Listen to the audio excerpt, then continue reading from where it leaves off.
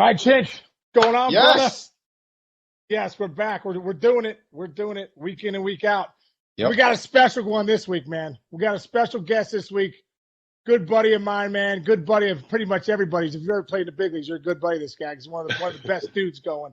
Good buddy to Yankee fans too. Good buddy to Yankee fans. You know, 19 seasons in the big leagues, which makes me feel old because I remember when this guy came in, I was like, man, this guy's a thoroughbred. 251 career wins, 609 career winning percentage. That's really good. That means you're a really good pitcher. That's Cooperstown bound. 10 seasons in the top 10 in wins, led the league in wins twice, 6-time All-Star, 2007 AL Cy Young Award. If you get that award, that means you're dominant. Went 11-2 in the second half of 2008, carried the Milwaukee Brewers to the postseason. We'll talk about that on his back, basically. If anyone could ever do that, this guy could.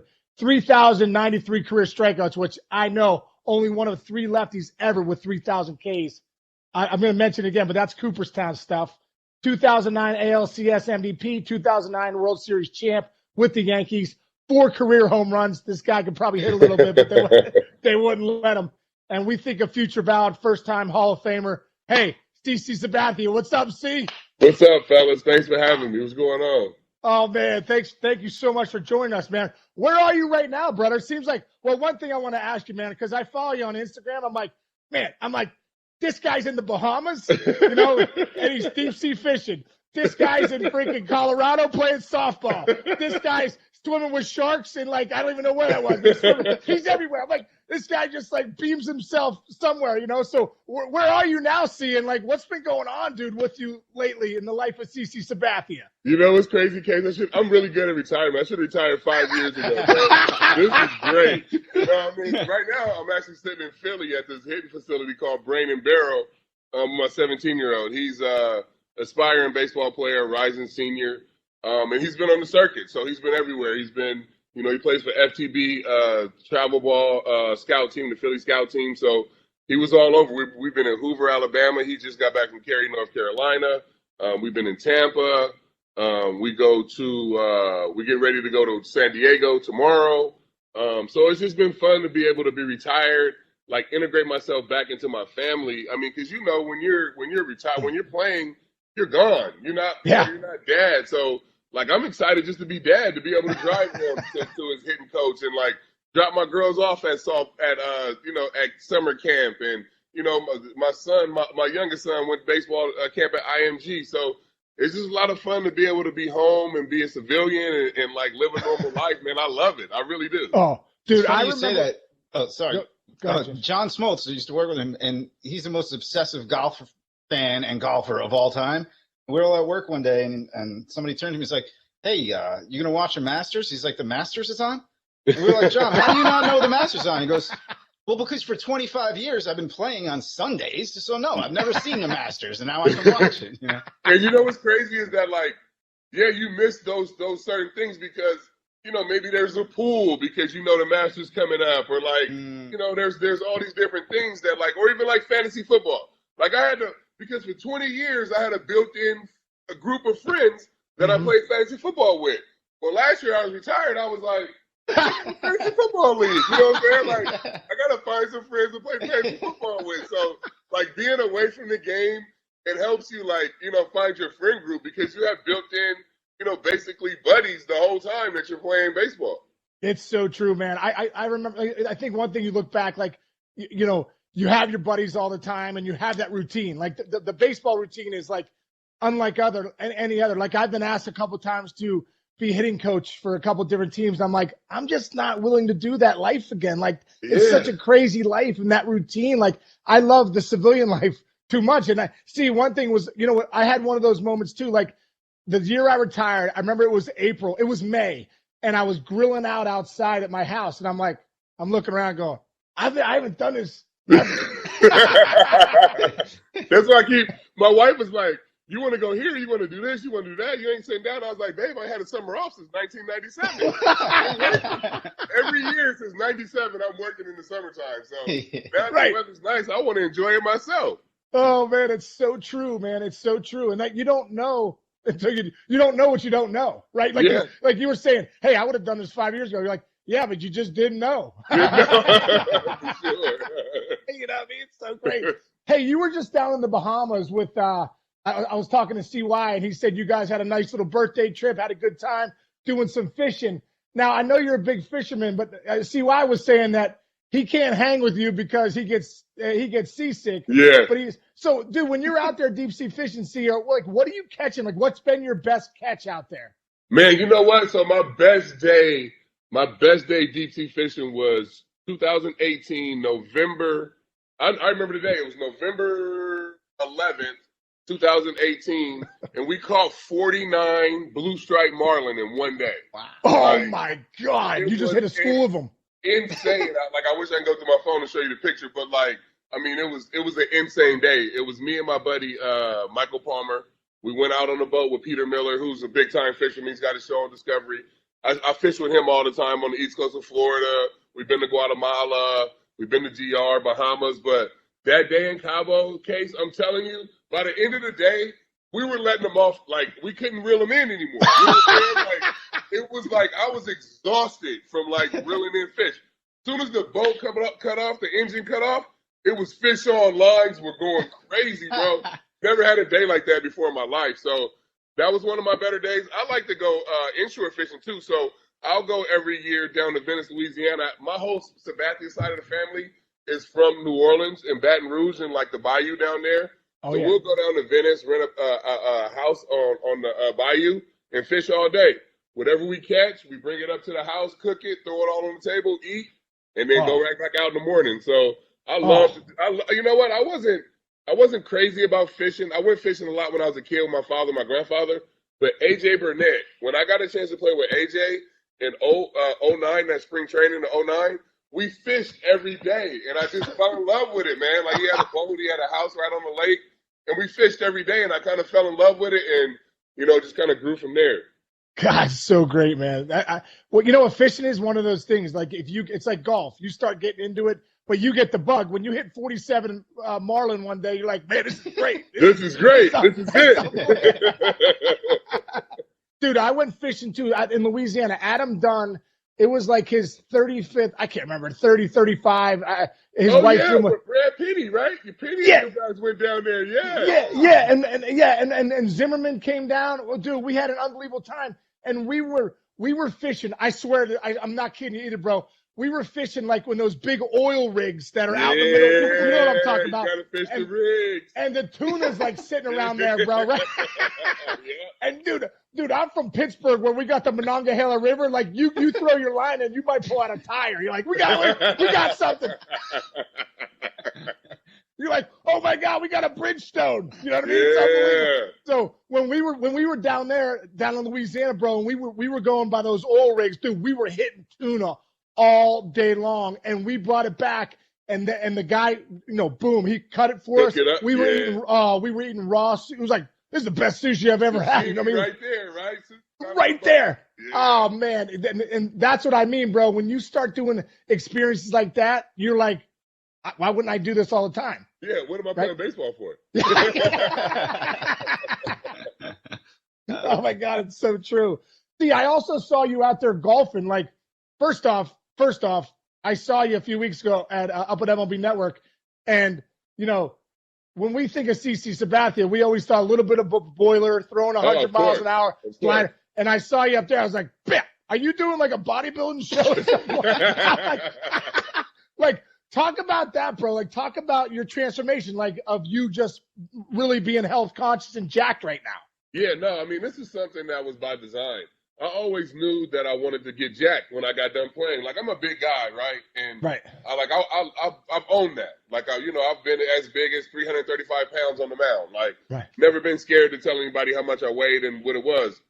And when I lost all that weight in 2013, I didn't like the way I looked. Like, I felt great. Obviously, I didn't pitch good, but I just didn't like aesthetically how I looked. So I knew once I got done playing, especially after my heart scare I had in 18, the history of heart disease I have in my family and all these different things, I knew I wanted to slim down, but I didn't want to slim down. You know what I'm saying? Like, I wanted to get the fat off, but I wanted to be jacked. Like, I told my trainer, I told him at the right when I was able to when I got cleared to after my heart to do workout stuff. I went to my trainer. I was like, this is the last year of us doing rehab stuff. Like when I retire after this year, I want to look like The Rock in 2022. Like that's my goal is to be able to go and do a workout and look like The Rock. And Dave Palladino, my trainer in Norwood, New Jersey, you know, he took it serious. And you know what happened? Like I got, you know, the pandemic was tough on everybody's family, mine included, and it's been a tough time, but it helped me. Like I got a chance to be locked in for a couple of months. Nobody asking me to go to dinner. There's no trips to go on. There's no flying around. Like I can literally lock in on my diet and because I can always work out. Obviously, you're an athlete. We work out. You know what I'm saying? That's Right. nothing. It was just the diet. So to be able to lock in and change my diet and not have, you know, the temptation to go to, you know, Carbone's or Catch or all those New York restaurants, it helped me, man. And I dropped weight so fast and was able to turn it into muscle. And now I feel phenomenal. DC, growing up in New York, you know, you got the Post, you got the Fan, you got everything. And every year when you guys would come into camp, there would always be an article on CC lost 15 pounds this offseason. Yeah. DC gained 25 pounds of muscle. DC gained 10 pounds. Did you hear that stuff? And are you like, what do you, leave me alone? Now, you know what? I stopped listening to like my weight and caring about what people thought about my weight around 2005 or 6. I really thought about it a lot when I was early in my career because I am a bigger guy. And there was nobody that looked like me that pitched or played baseball. You know what I'm saying? For a long time. So it was concerning to a lot of people. Like, oh, shit, how long is this guy going to be able to do it? Yeah, he's 22, 23 years old right now, but can he do it? When Tim Maxey, we had Fernando Montez. Oh, God. Oh, my God. Like, he had me in Cleveland running around the fucking track in snowshoes and doing all kind of bullshit. Like, I literally fucking hated spring training. But when he left to go to Texas and Tim Maxey came in, and Tim Maxey was like, bro, stop fucking running from what you are. You're an offensive lineman. Like, you're a big-ass dude. Like, you're just an offensive lineman that can happen to pitch. Like, treat yourself like that. Get your legs big as possible. Make sure that you're strong as possible. And go, and you'll be able to be durable. And once he said that to me, he was like, look at all these like skinny little guys, like they get hurt all the time. He was like, bro, with your body, look at Bartolo. He was like, with your body and your size, if you train right and accept it and embrace it who you are, you'll stay healthy and be able to go out and pitch 200 innings a year. And once he said that to me, it clicked, and I was like, man, fuck these people. Yeah, I am big. Yeah, I am me. Like, I'm gonna own and walk in this, and you know, I was able to pitch like that and long as I did, but it was only Maxey that changed my mentality. Well, dude, you know, we have a lot in common as far as I came up with the Indians too. So like, first off, when you said Fernando Montez, I almost start running. Fucking warrior run, 1,000-yard shuttle, and what they got to do with baseball? Yeah, dude. I'm coming in doing that shuttle. In the offseason, I was like, I can't even hit. I just need to prepare for the shuttle because Montez. That's it. I remember one time Kevin Mitchell like never finished it, and they're like, he's like, Montez, like, hey, you didn't finish. He's like, dude, I'm trying to hit 35, 40 bombs a year. I'm not trying to finish it. Bro, do you remember like Winter Haven up there by that orange dome? They used to mark the lines off, and like the whole organization to be out there seeing who didn't finish. And then if you didn't finish, you had to come in every day early for fat camp because you couldn't run a 1,000-yard shuttle in under 3 fucking minutes. Oh my God. Insane. Dude, insane. Dude, absolute nightmare. You know what's so funny? I remember Manny Ramirez had to do fat camp one time. I'm like, you got Manny Ramirez doing fat and see, I remember I'm coming to minor league camp. We're going down the hill there. Down the hill. I see Manny Ramirez riding by on a bike with no seat on it. And I'm like, wait, isn't that one of the best hitters in the game? They're like, hey, Fernando's got him in fat camp because he didn't do the 300-yard shuttle, and he's got no bike, and he's got no seat. And if he doesn't just keep going, he's gonna rack his nuts. You know what I mean? Oh man, when you just said coming down the hill, it made me think about Boyd Coffee. Remember Boyd Coffee? Oh my God, yes. The hill, making sure you running down and tempo. Like, man, Indians organization was such a great place to get drafted by. Like, the people and the organization was phenomenal. Like, I definitely think it was a blessing that I got a chance to get drafted by them, and I think my career was shaped by them. Like, I don't think I have the career that I have or can deal with a lot of the shit that I dealt with if I didn't come up in that organization. Yeah, talk about that a little bit, because I feel the same way. I know when I went to other organizations and the minors, I was like, I got treated better in Watertown, New York than I am in AAA. But I felt like Mark Shapiro and like all the guys that they had a game plan for everybody.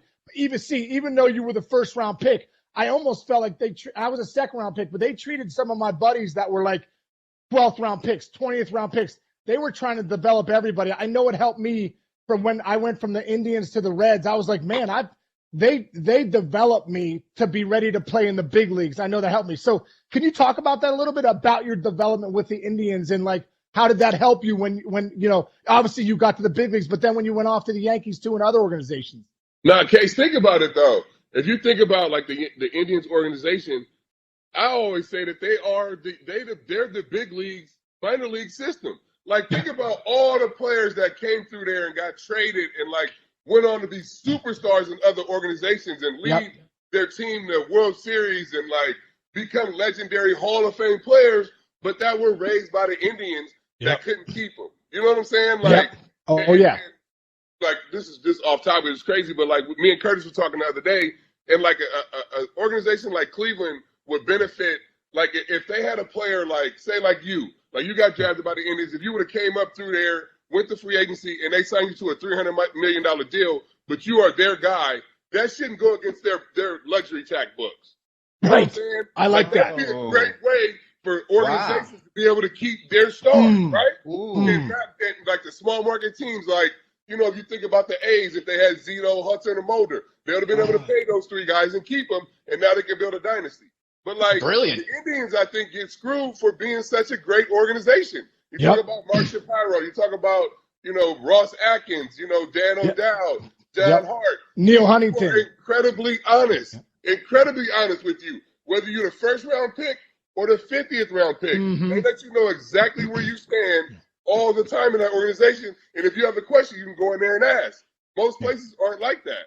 So to be able to, like you said, that they develop players top to bottom in the clubhouse, being a good teammate. They'll rather have 25 guys that are good teammates and lose than win the World Series with 25 assholes. Yeah. And that right there in that statement, like, that is why I being honest, I didn't want to come to New York, because I thought the clubhouse was all messed up and different things, you hear on the outside looking in. The clubhouse culture was super important to me because I came from Cleveland, and that's all I ever cared about. You know what I'm saying? So that organization, I can name people: Tony Amato, Mike Segi, Johnny Goral, Jimmy Warfield, Paul Spicuzza. These people mean the world to me, because I would not be sitting here and be who I am if I didn't get a chance to come to that organization.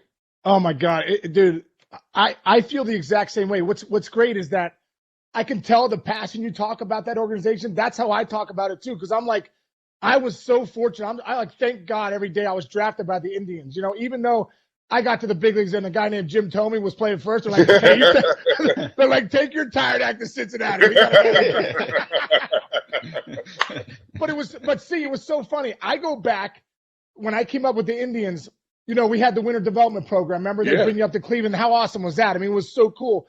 But I remember our top 10 prospects, like, when you were drafted, they were the best team in baseball. And so I was along with that top. Our top 10 prospects were me, Danny Graves, Russell Branyan, Richie Sexton, Einar Diaz, Jarrett Wright, Brian Giles, Bartolo Colon. It was unbelievable. Enrique Wilson.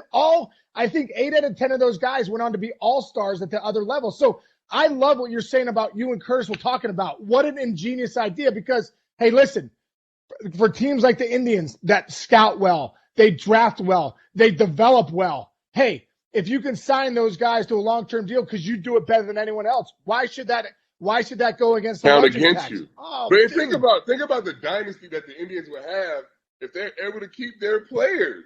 Like, these are their players, whether it's Manny or Tome or me or you, Richie. Like, these are their guys. Like, they literally went out, drafted, scouted, developed, made these guys good guys in the clubhouse. Like, every guy that you just named is a guy that teams wanted because they were glue guys in the clubhouse. But that shit came from the Indians organization. You know what I'm saying? So they almost get, like, penalized for being such a good team for developing players. Like, if they had a chance to sign everybody back, the Indians would have 4 or 5 World Series by now. I'm telling you. Oh, there's no doubt, because the window was so small, right? It's like, you got to win, and if you don't, boom, they can't afford to keep guys like you. And the thing about them is, like, if you think about it, they always have a window, though, right? Like, they had a window in the mid '90s, and then they had to rebuild, and then we had a window in the mid 2000s when I was there. Then they had to rebuild, and then they had a window again in 15, 16. Like, that's just a testament of how fucking good they are. Yeah. Like, developing, starting over, you know what I'm saying? Like, who can do that? Like, no other team does that. No, it's so true. And it's funny because watching Antonetti do it now, I remember when, all these guys were under Mark, and all of a sudden they're all leading, GMs and other clubs. Those teams, CC, going back to those teams with the Indians, man, because you guys were good and you were so close. And watching you guys not being that big market club, but being so close. Can you take us back to some of the teammates that you played with then, and maybe something you feel like, man, that something got away from you guys that one year? Yeah, we definitely had a missed opportunity in 2007. And I always blame myself. I think if I pitched, the way I pitched at the end of 08 and 09, we definitely won the World Series. We had the best team that year in 07. But, we were young. We had all came up together. We'd all, a lot of those guys that was on that team played a lot of minor league baseball together. You know what I'm saying? So it was, and we knew it was our one shot. You know what I'm saying? Like, we knew I was coming up on free agency. I had already signed a deal where, I had gave them one of my free agent years, and I knew that, like, in 08, I was probably going to get traded. You know what I'm saying? Vic knew that he was coming up the next year. Casey Blake was a free agent. Like, it was like a real-life Major League movie, right? It was like the real-life Major League movie. We knew that this is our one shot. You know what I'm saying? And that was one of the only times that I cried after a big league game was Game 7 in Boston, just because I knew that was it. Like, that was one of the one times where I was present in the moment as a big leaguer, and I knew that my brother Victor Martinez, I wasn't gonna play with him ever again. I knew Casey Blake, I wasn't ever gonna play with. I knew Johnny Peralta. You know what I'm saying? Grady Sizemore. Like, these dudes are like my brothers. Like, I mean, we had fucking barbecues and birthday parties. Like, we hung out. Like, we were together all the time, and I knew that was it. And that shit hurt me. Wow, man. Well, dude, you just naming all those guys, too. Those are some pretty good players that you guys had on those teams. Yeah, we had some, and that's what I'm saying. Like, we got the Grady, Cliff, and Brandon in the trade for Bartolo. So it was just like they always were able to reload and, put the right guys in. And the Indians do a good job of making sure the guys gonna fit into the culture.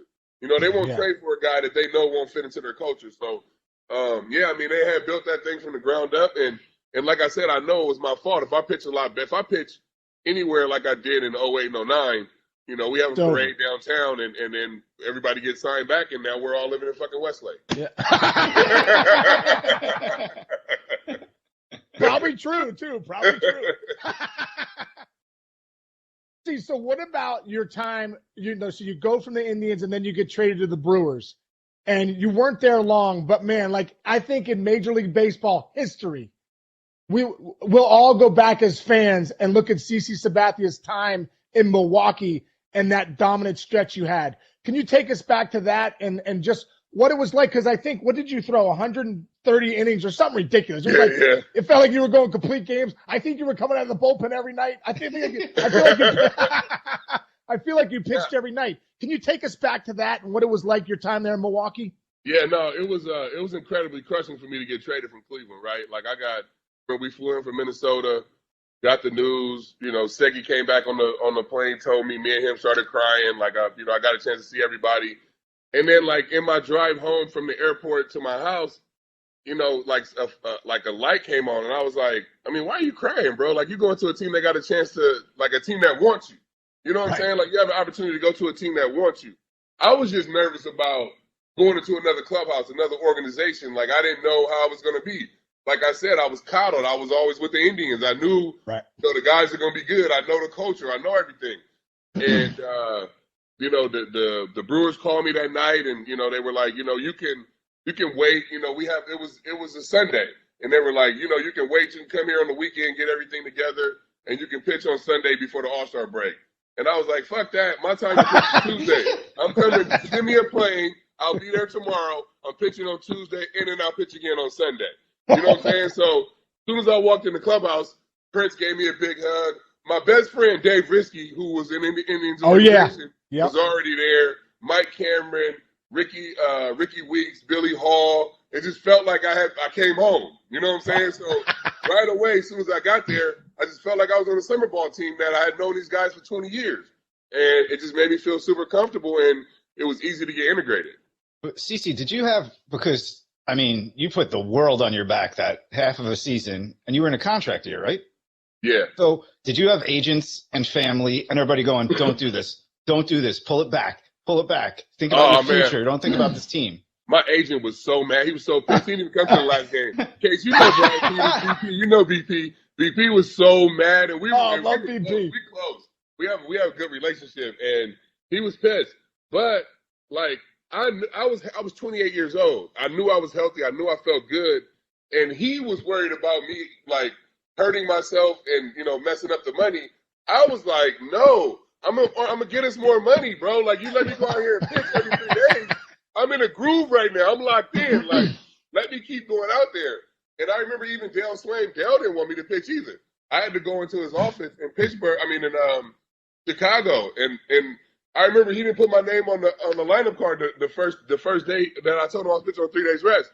And I went to his office. I was like, bro, I told you I'm pitching today, and I'm pitching again in 3 days, and I'm pitching again in 3 days. So like, it was really my choice. But I knew that I was healthy enough, and I didn't want the season to end. Like, the fans were great, the city was buzzing, we were having a lot of fun, and I just wanted to keep going, and it was on me to keep it going. Dude, one thing I've always loved about you is like, you're always kind of that throwback guy. Now I don't know if there is going to be ever a CC Sabathia again. The guy that just give me the ball. I want to go 9. Like, you were a guy, you wanted to go 9. I know that. Like, where did that mentality come from? Like, where did you get that mentality of playing like that? Man, I think Buddy Bell. Yeah. I think Carl Willis. I think Johnny Goro. I think, I just think those hard-nosed guys, those baseball players that, that's what you're supposed to do, right? Like, the starter get the ball and go out there and give the bullpen, especially when you're the number one guy. Especially if you're going to walk around like that. You know what I'm saying? If you walk around and stuff like you the ace, you got to go out there and get a bullpen a day off every now and again. You know what I'm saying? So, them wanting me to be that frontline starter, I had to walk in that, and I had to get used to that. And that's just something that, I felt like I was kind of like trained to be. Mudcat Grant, you know what I'm saying? Like, he talked to me plenty of times, a year after year after year, about being an ace and being, the leader and going out there and making sure that you could put the team on your back. So it was just having those. Now I'm just thinking like Bob Feller, like all these different guys that I got around when I was younger. They turn you in, they mold you into a beast or whatever you're gonna turn into. Dude, this is so great, because I felt like there were so many guys too that kind of showed me the ropes when I came up. Like a Jim Thome, Barry Larkin, Greg Vaughn. Like, there was Pete Harnish. There were so many guys that taught me, hey, how to tip, how to pay the clubbies, what to do, what to wear on the road. Took me to Barry Larkin, took me my rookie year, got me suits. Yep. You know what I mean? It's like that kind of stuff. It's not existing anymore in the big leagues. You know why? That's what I was going to ask you. There's no vets. Think about it. Like, think about the teams. Like, there are no veterans. You know what I'm saying? Like, really? Like, there's really nobody in the big leagues anymore that played with you. Right, you know what nobody. I mean? So there's nothing that you got that can be passed down. You know what I'm saying? Yeah. Like, there's a lot of guys that play with me, but like, they ain't in position to go buy a guy that came up suits because they still young. Right. The league is so damn young that it takes all of that veteran kind of get like leadership and tutelage out of it. They're just figuring the shit out on their own. And now, to be honest, most of them, they come up because of Instagram and stuff. They already got like the cars and shit that we, like when I came up, like Ellis Burks was driving the S600 and Tommy had the Hummer, and like Tommy used to give me a ride in the Hummer doing web developments, cool shit. Like now, these kids come up and drive the same car I'm driving. You know what I'm saying? Like they got all the cool shit already. Like I want them to give me a ride. You know what I'm saying? Like, it's a different game, man. Dude, when I see, I got a great story, bro. When I first came up, when I got drafted by the Indians in the second round, I got $223,000. I'm like, I'm set for life, baby. I'm set. So I went out and bought myself a nice Honda Accord, right? I'm like, oh yeah, I got a nice 2-door Honda Accord, green. It's so sweet, So sure enough, bro, when I get traded, and after a couple of years, I had a dent in the front, but I was like, I'm not fixing that. It's all right, all good, So I get traded to the Reds, and so I play that first year in 98. 99, I come to spring training. I still got this, dent in the 95 Honda Accord, and I've never played for the Reds yet. So I roll in. Here comes Barry Larkin in his freaking, his S7. Here comes Greg Vaughn. Denny Nagel's rolling in a Hummer. So I'm coming into the thing. I pull in. Freaking security stops me. They're like, whoa, whoa, whoa, whoa. They're like, this is the player's lot. I'm like, I'm a player. I swear to God. They're like, no, you're not. You need to back it up. I'm like, I swear to God, I'm the first baseman for the Reds.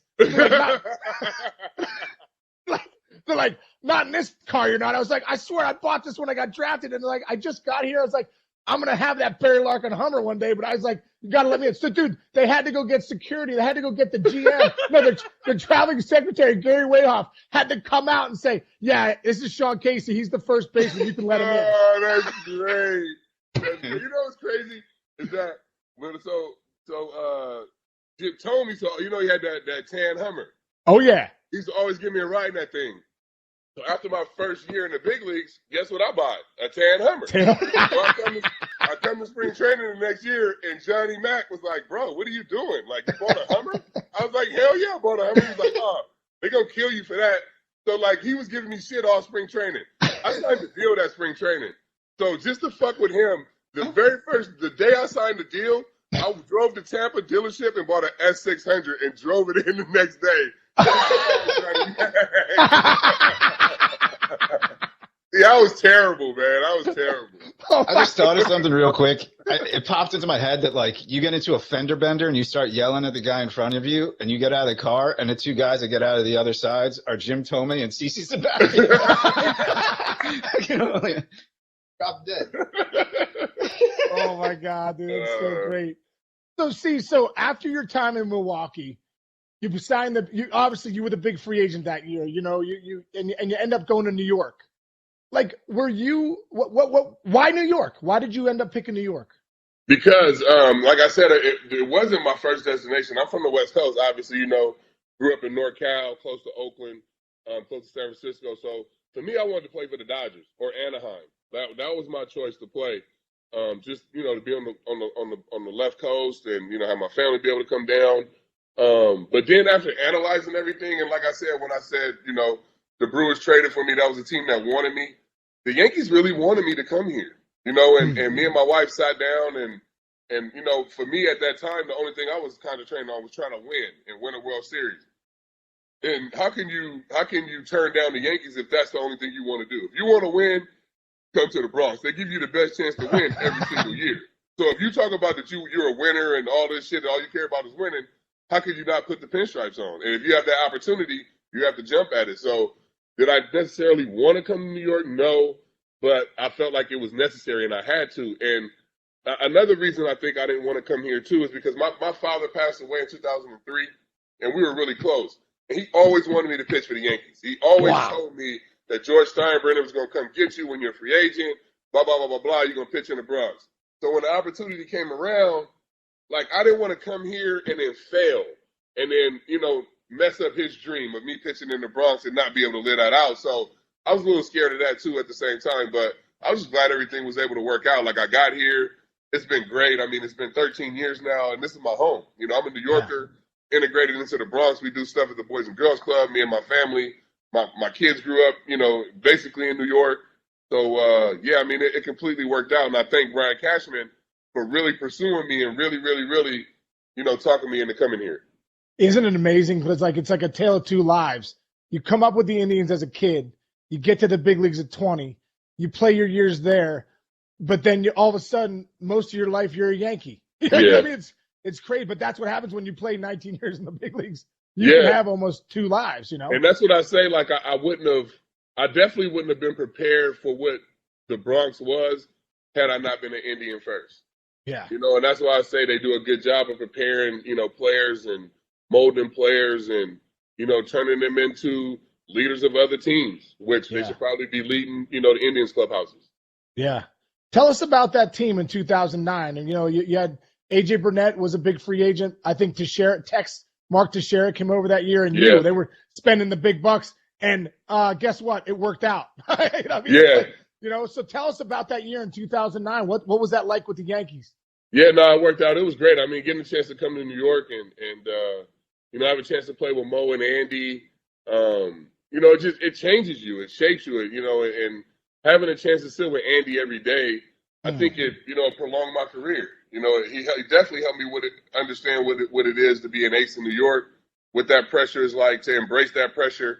But, I got like a quick story just thinking about playing with the core four. Like when I got to New York, I was, I had already won the Cy Young, coming off that big year in Milwaukee in second half.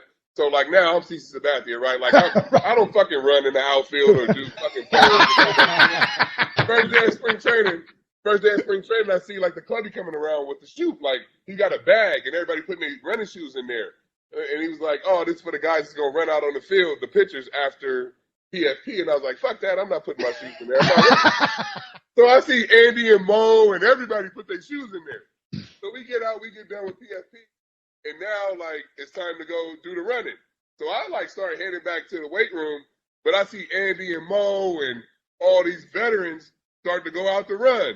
So now I'm like, fuck, should I keep walking off or should I go run? So I put my shit down and ran in fucking spikes like a dumbass. Had splits. But that just changes you know what I'm saying? Like, if Andy and Mo and these guys are so accomplished, they out here running after they already got 4 World Series rings, guess what? My fat ass is going to get out there and run. Right. That's just the culture of coming to New York and understanding the demand of, trying to win a World Series every single year. And those guys set the tone. Wow. That is an unbelievable story because you're right. When the best players on the team are doing the things that, that everyone's doing, everyone gets in line. And then that gives them the right to be able to yell at you. That gives Derek Jeter the right to be able to come at me and yell at me when he's doing all the little things that the 26th man is doing. That's Derek fucking Jeter. Yeah. You know what I'm saying? So that's why he's the captain. That gives them the authority to come in and yell. And he never did that. He would always pull guys to the side, but it gave him the authority to do that. And it always made you fall in line when he didn't like shit. You know what I'm saying? Yeah. Oh, yeah. What was it like playing with Jeter? Because, obviously I played against him all those years, never got a chance to play with him. So what was he like as a teammate? And why did it feels like, he's one of the greatest. The fans just love that guy. Why did the fans love him so much? I mean, you got to see it firsthand. No, just because he's himself. Like, he really is like a genuine great guy. You know what I'm saying? Like, you don't sugarcoat nothing. I mean, he is a little guarded in the media. He won't, give his personality all the way up. But Jeet's a fun guy to be around, man. He cracks a lot of jokes, talks a lot of shit. And he's great to be around. And he's great to be like a sounding board. Like, I would call, like, after Jeet retired, you know me, like, you know how I am. Like, it'd be games where I'll be mad at the umpire or I'll be huffing and puffing and pissed off. And I would call him after the game and be like, yo, bro, I'm about to go off on the umpire right now. And he'd be like, nah, just, you know what I'm saying? Like, different little things. Or he'll see something that, I did during the game and call me and be like, before I talk to the media, to make sure that I don't say nothing that I shouldn't say. You know what I'm saying? So, like, he's just always taking care of people and looking out. And I think people love him because he's himself. Yeah. He is what he is, and he don't try to be nothing else. Yeah. What about that? Because I look at Jeter, I feel like, man, all those years he played in the big leagues, all the things that he accomplished, everything that he did, he was such a superstar. But I felt like he never said anything to the media that the media could take, right? He was a master at that. Like, he was like Yoda as far as dealing with the media, especially in New York. For you, playing all those years in New York, like, what was it like dealing with the media? And, like, was there any tricks passed on to you to, like, kind of navigate that? See, I was the exact opposite. I tell you everything, and I'm almost too honest. And I'll get to cuss in and talk, you know what I mean? But that's just who I am. And I think with the New York media, you have to be who you are. Like, if you're guarded and you can give one-word answers and that's just how you are, then that's how you can play it. But for me, that's not how I am. I'm super open. I talk, and I give information, and it kind of is what it is. So that was the biggest thing that when I got there, Jason Zillow was like, just be yourself. Like, you are, you are what you are. You can't try to be something that you're not, and they'll figure that out. You got a 7-year contract here. I ended up playing there 12 years. By 12 years, the media's gonna know who you are. You know what I'm saying? Right. You might as well be yourself right at the jump, and I think that's what helped me. So your time there too, like I look right now, Brett Gardner's still there, 2021. I know he's your buddy too. Like when you came in, Gardy was, he was a young buck, right? Yeah. And nobody would have ever expected Gardy to be here 12 years later. You know what I'm saying? Right. Like when I came in 09, Gardy was battling with Melky just to get time in center field. Right. So like to have him now be literally the rock of that team, and the reason why, I feel like Gardy every year comes in he's going to be our fourth outfielder, maybe play 50, 60 games. Motherfucker ends up playing 150 games every year. You know what I'm saying? Like, Gardy is a beast. I love that dude because I've seen that dude literally not be able to walk, not be able to move his arms, hands, fingers, toes, and shit, and still go out there and play. And his locker was right across from mine. He knows some of the pain that I used to be in. I know some of the pain that he used to be in. But guess what? We're going to show up in that fucking 7-1. We're going to be ready to go for you guys. So I love that dude for forever because I know how tough he is and what he'll play through. Yeah. You know what? I had, when I look at Brett Gardner, I admire that. I'm like, that guy's going to the post every day. Every day. Yeah. And he be hurt, man. He be hurting. Like, he go to the post every day you need him, he going to be in there. Yeah. It says a lot, too, because you talk about all the great players that have done the pinstripes, and there's a ton of them, you being one of them. But a guy like Brett Gardner to stay around as long as he has and do what he's done, he obviously is doing it's not just the numbers. That Cash and those guys know the value he brings, especially to the team now, 2021, with so many young guys in that club. You got to have some veteran presence. Absolutely. I think the Yankees do a good job of making sure that they have vets and making sure that they have guys that have been there and know how they like to do stuff. You know what I'm saying? Yeah. So after Gardy's gone, Judge will be there. And Judge came up through their system. So it just passes on. The Yankees will always be the Yankees and do things the way that they do it because they'll always groom their players. You know what I mean? Like, it's always done the right way. It's always done the Yankee way, and Judge will just be the next guy. Dude, do you have any advice for a guy like Booney for when, for the manager of the Yankees? Because Booney's a good friend of mine. And sometimes he's my boy, too. I haven't talked to him a lot this summer, though. Sometimes I'm like, I'll text him. You all right, bro? Nah. I feel, we both know how great of a guy and how great of a heart Booney has and how great of a person he has. And nobody wants to win more than him. And none of this shit is his fault, if you ask me. Yeah. I'll just leave it at that. Well, why? What about the Yankees? Like, what about? I just don't.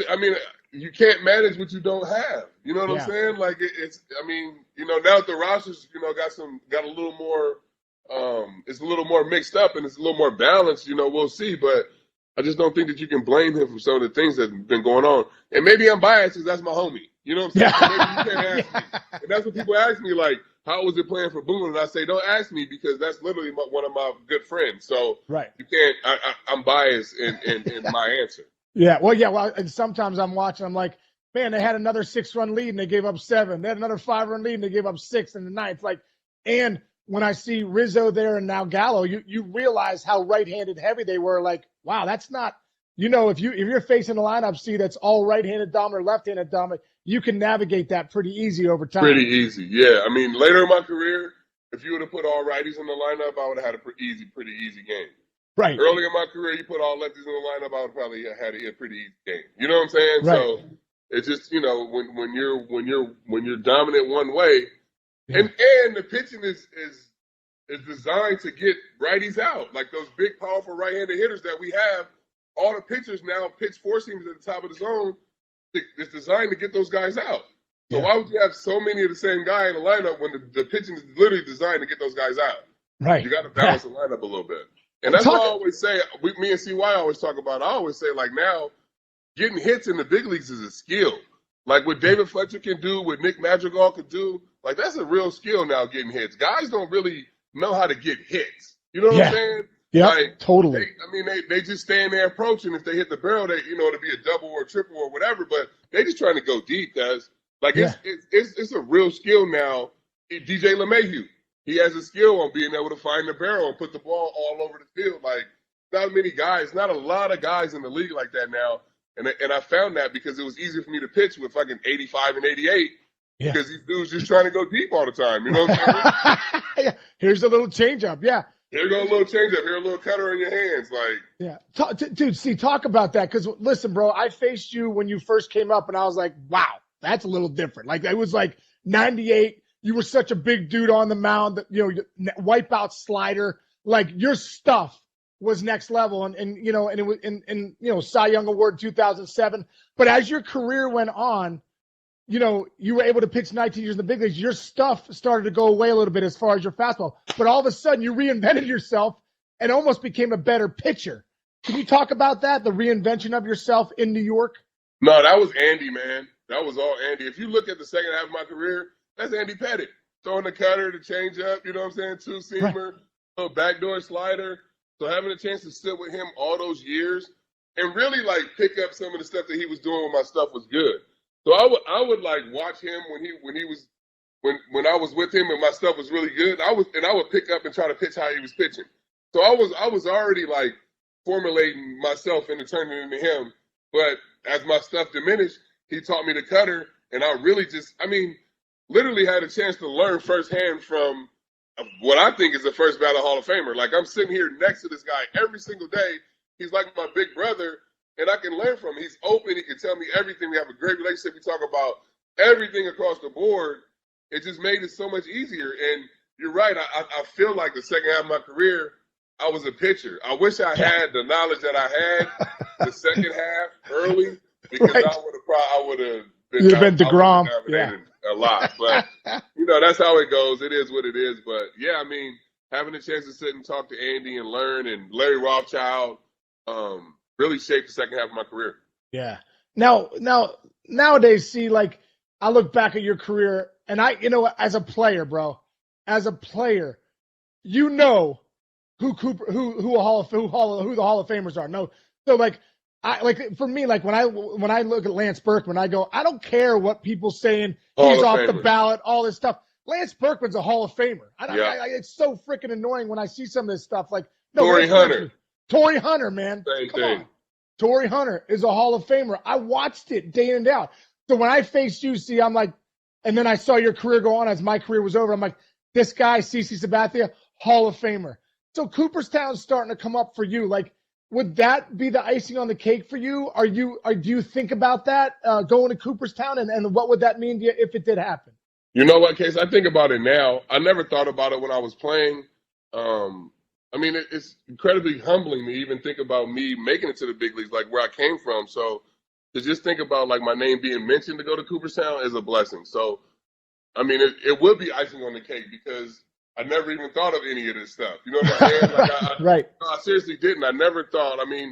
3,000 strikeouts. Like CC Sabathia. Like I'm CC Sabathia from Vallejo, California. You know what I'm saying? Like, I got the same amount of wins as Bob Gibson. Like that's freaking Bob Gibson. Like my grandfather told me stories about Bob Gibson. And, like, I don't know. It's just weird. I got goosebumps. It's weird to me. Me too. Now just to like sit here and like when you're reading off like.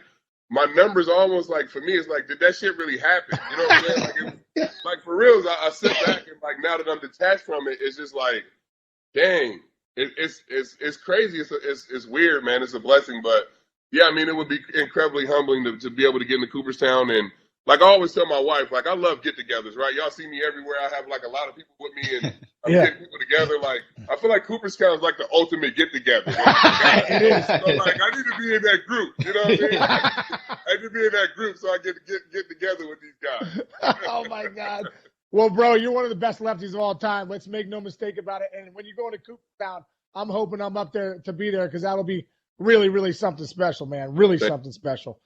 So you, oh, the other, oh, oh, there you go. There's a stumble for you. So I'm not Dan Rather, you know what I mean? So the Players Alliance, dude, you're doing a lot of different things now at the end of your career, but like the Players Alliance has been a big thing for you. You and Grandy and a lot of great guys. Can you just talk about that a little bit and like what that means to you now being away from the game, but still being able to give back and what that means? Oh man, it's amazing to be able to be a part of something that's so powerful. Players Alliance started in the wake of the murder of George Floyd.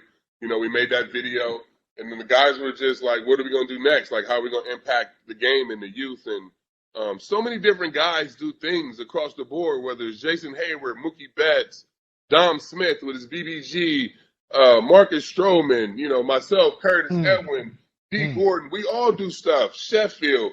We all do stuff individually. So we thought if we can come collectively together, the sky's the limit of what we can do. And we've only been together for 15 months. And, we've already made a huge impact being able to, stop in 33 cities over 40 days and pass out baseball equipment and PPE equipment during the pandemic. We finished that program up after the All-Star game.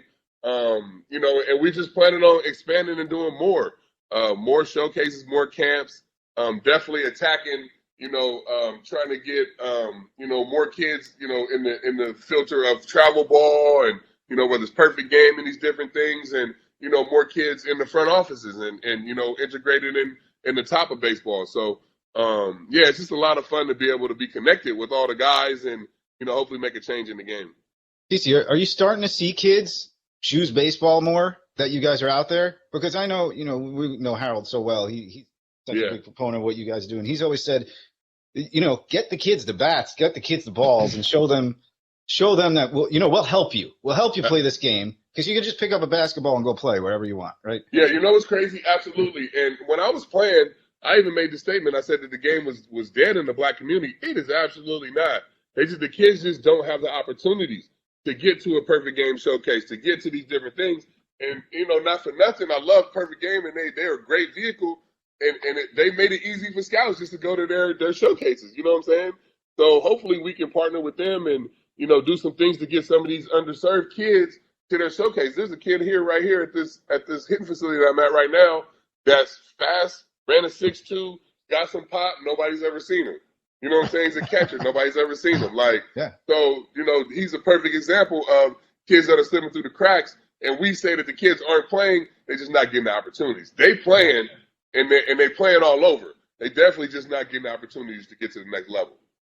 That's great, man. And I think there's no doubt the Players Alliance, it's amazing how big of a presence that it has right now. And hopefully it does continue to grow the game and kids, especially from the inner cities start to come out and really play Major League Baseball because there's some really, really good players.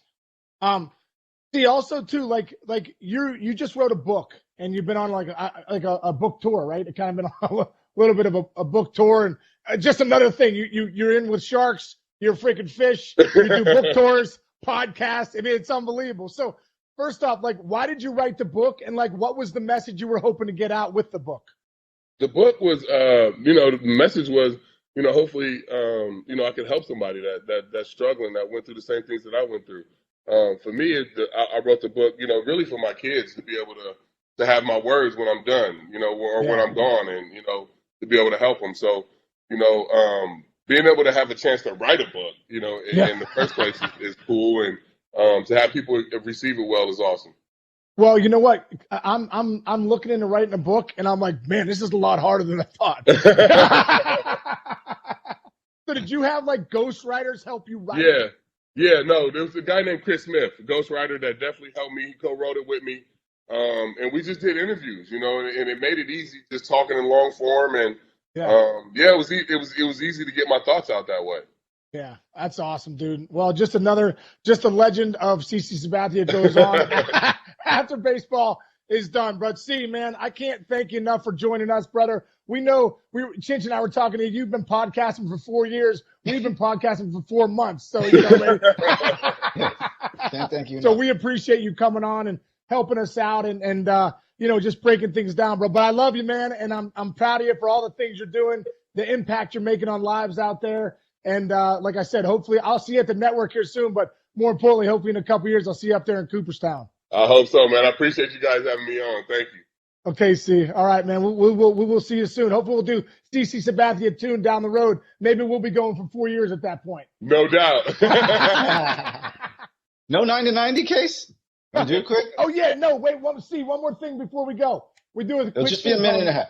Yeah, 9-90. 1 minute and 30 seconds. Chinch does two questions for us. I start, and then you go. Really fun stuff. Okay. Ready? All right, Chinch, go.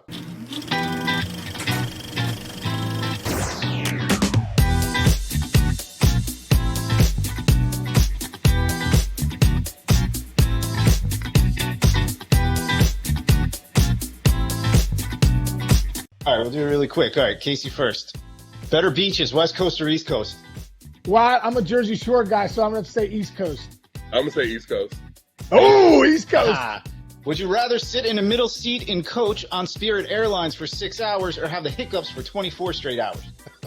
Hiccups. I don't know. Oh, my God. I'd have to say the hiccups are the worst thing for me for what hiccups and cilantro. So I have to say I'll sit in the middle of Spirit Airlines for 6 hours. All right, real quick. LeBron or MJ? MJ. Oh, wow. MJ. Yeah, I got to go with MJ. All right. True or false? Al Leiter is the biggest close talker you've ever met. True. Excellent. All right. Boxers, briefs, or commando? I like boxers briefs. I like boxers. Okay. Yeah. All right. Your next life, you can come back as either a bird or a fish. Oh, I'm going to come back as a bird. Who doesn't want to Fish. just fly all day? A fish. I want to be a whale. I'm a whale. Yeah, there you go. All right. This one's been out there. Hot dog. Is it a sandwich? Yes or no? No, the hot dog. It's a hot dog. Hot dog. All right. 2 more. If you did it all over, would you have been better tennis player or golfer if you picked another sport? Golfer. I'm too slow to be a tennis player. Yeah, me too. That's why I said Yeah. golfer for sure. All right, this is the last one, then we'll let you go. Sean Casey and CC Sabathia in one corner. Judge and Stanton in the other. Steel cage match. Who comes out on top? We do. Yeah, you know what? We'll have a finishing move. I'll hold the guy up, CC off the top rope, clothesline. We finish off Judge and Stanton. 1, 2, 3. Oh, yeah, not even close. Cece, thank you so much, man. We do appreciate you. I know we took See, thanks a lot, Oh, brother. All See you right. soon, man. Thanks, see. All right. Oh man, Case, we did it again, man. Great, bro. So great, Oh. man. So Wow. awesome. That was Dude, great. you know what? When you get on with, when you talk through things with CC like that, and obviously knowing him and him being a friend, I mean, he's such a great guy, such a humble guy, and it's so cool to talk through his career, especially for me because I came up with the Indians like he did, and to hear him talk about Cleveland and what Cleveland meant, and then going to New York, and that was a big part of his life too, and he's living there now. It's just really, really cool stuff, man. Just one of the best left-handed pitchers of all time. One of the best pitchers of all time, in my opinion.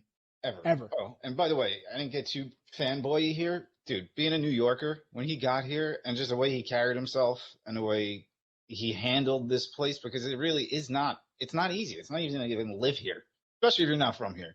Right. And to embrace it, and now he is CC Sabat. The way Sean Casey's the mayor of Cincinnati, he's pretty up there. He would win mayor of New York this year. I think, well, dude, he's beloved in New York, right? I mean, the bottom line is everywhere he goes, he's beloved. He left his mark in Cincinnati, in Cleveland. They love him in Cleveland. Right. They love him in Milwaukee. He was there like 3 months. They're like, oh, CC Sabat, so like, he's just one of those guys, man. He's just one of those figures in sports. And like I said, hopefully in a couple years from now, we'll see him in Cooperstown and he'll get his just due with all the best that ever played the game, the 1%ers. Yeah. And by the way, my favorite thing is when you and the other guys are talking, there's things that you can relate to that nobody else can. But when you guys are telling those stories about the strength and conditioning and the fat. Oh my God, Fernando Montes, bro. No, seriously. You both lit up like Christmas trees all fire. Dude, because we were both young bucks, and Fernando Montes was like a Marine drill sergeant. And dude, we used to go. CC was talking about the upper field. We used to go, put the cones out every morning. It was like, so after you were done with a game in the minor leagues, they're like, go see Fernando. And you're Oh, like, no. oh my God, go see Fernando. And we would do gassers every day. It was a nightmare. But I remember one other thing we did. There was a pool up top at the Winter Haven facility. And Fernando used to fill up those, those like polar waters, those big jugs, you know. And so you would have to take the polar water, tread water, and then put it over your head. And you couldn't be done until the water was all out of the jug. And you're just like, oh my God. You're like, oh, I'm gonna drown. I'm gonna drown. I was like, are we gonna hit baseballs or am I gonna drown here? Mr. At Miyagi minor stuff. league camp. Yeah, it was unbelievable. So Fernando Montez, it was so funny when DC started talking about Fernando. It was just so cool because, he, the way he was talking about how it was such a nightmare. I totally remember those days, and that was such a funny story. When I remember Manny Ramirez, was in the Fat Club and had to ride a bike all day with no seat on. That's unbelievable. I could just picture it in my head. Anyway, man, you did it again. All right, you're awesome. You're like you've become like the biggest guest booker in the country. You're doing pretty good with this. We're doing all right. Oh man, we're working on it, man. We're working on it. That was awesome. Man. It's amazing. CC said he's done 4 years of podcasting too, which is pretty cool. Crazy. Really cool. Really cool. All right, brother. All right, man. All right, Chinchy. I love you, my man. Hey, I just want for everybody out there that's listening to us, we're so grateful you guys listen to the Mayor's Office. You can find us here, like I said, on nofilter.net, usually when we're doing it live. YouTube, Apple, and Spotify. And we see the numbers going up. We see you guys tuning in, and we're very grateful for that. And hope you enjoyed this episode with one of the best of all time, CC Sabathia. And we'll see you guys next week. Chinchy, love you, my man. And I will see you, brother. Okay, my man.